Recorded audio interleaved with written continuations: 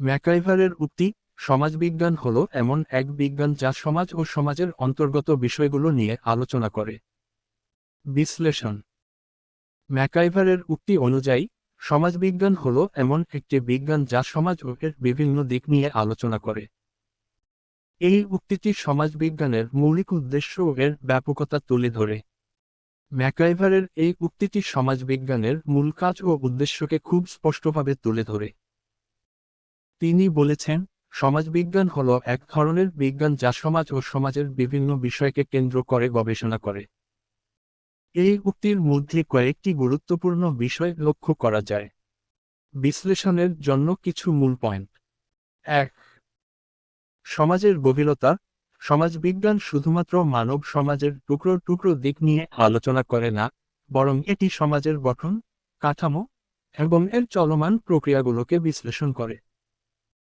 সমাজের বিভিন্ন স্তর ও উপাদান, যেমন পরিবার, শিক্ষা, অর্থনীতি, সরকার ইত্যাদি বিষয় খতিয়ে দেখা হয়। ২. সমাজের আন্তঃসম্পর্ক। সমাজবিজ্ঞানে বিভিন্ন উপাদানের মধ্যে সম্পর্ক ও পারস্পরিক প্রভাবকে গুরুত্ব দেওয়া হয়। যেমন, অর্থনীতি কিভাবে সামাজিক সম্পর্কের ওপর প্রভাব ফেলে এবং কিভাবে সামাজিক পরিবর্তনগুলো অর্থনৈতিক পরিবর্তনের সাথে সম্পর্কযুক্ত। ৩. বৈজ্ঞানিক পদ্ধতি। সমাজবিজ্ঞান একটি বৈজ্ঞানিক পদ্ধতির অনুসরণ করে। এটি গবেষণা, তথ্য সংগ্রহ এবং বিশ্লেষণের মাধ্যমে সমাজের বাস্তবতা বুঝতে চেষ্টা করে। এর মধ্যে পরিসংখ্যান, সাক্ষাৎকার, কেস স্টাডি ইত্যাদি পদ্ধতি অন্তর্ভুক্ত। ৪. সমাজ পরিবর্তন। সমাজবিজ্ঞান সমাজের পরিবর্তন এবং আধুনিকায়ন প্রতিফলিত করে।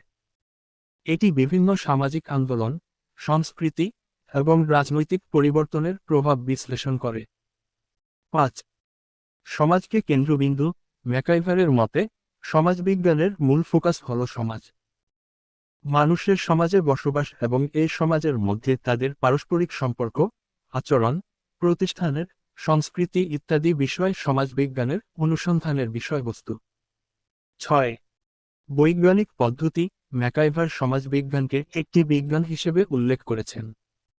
এর অর্থ হল, সমাজবিজ্ঞানীরা সমাজ সম্পর্কে তথ্য সংগ্রহ, বিশ্লেষণ এবং তত্ত্ব গঠনের জন্য বৈজ্ঞানিক পদ্ধতি ব্যবহার করেন। তারা পর্যবেক্ষণ, সাক্ষাৎকার, জরিপ ইত্যাদি পদ্ধতির মাধ্যমে তথ্য সংগ্রহ করেন এবং তা বিশ্লেষণ করে সমাজ সম্পর্কে নির্ভরযোগ্য জ্ঞান অর্জন করার চেষ্টা করেন। ৭. সমাজের বিভিন্ন বিষয়। সমাজবিজ্ঞান শুধুমাত্র সমাজের একটি বিশেষ দিক নিয়ে আলোচনা করে না, বরং সমাজের সকল দিককেই বিবেচনা করে।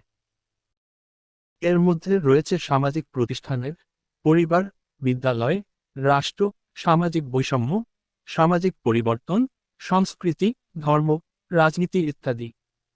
৮. সমাজ সম্পর্কে জ্ঞান অর্জন। সমাজবিজ্ঞানের মূল লক্ষ্য হল সমাজ সম্পর্কে বিস্তারিত জ্ঞান অর্জন করা। এই জ্ঞানের মাধ্যমে আমরা সমাজের বিভিন্ন সমস্যা সমাধানে সহায়তা করতে পারি, সামাজিক নীতি নির্ধারণে সহযোগিতা করতে পারি এবং সমাজকে আরও ভালোভাবে বুঝতে পারি। উপসংহার। ম্যাকাইভারের এই সংক্ষিপ্ত উক্তির মধ্যে সমাজবিজ্ঞানের গভীরতা ও বিস্তৃতি প্রকাশ পেয়েছে। তিনি স্পষ্টভাবে বুঝিয়ে দিয়েছেন যে, সমাজবিজ্ঞান শুধুমাত্র একটি শিক্ষাগত বিষয় নয়, বরং এটি আমাদের দৈনন্দিন জীবনকে বুঝতে এবং সমাজকে গড়ে তুলতে সাহায্য করে।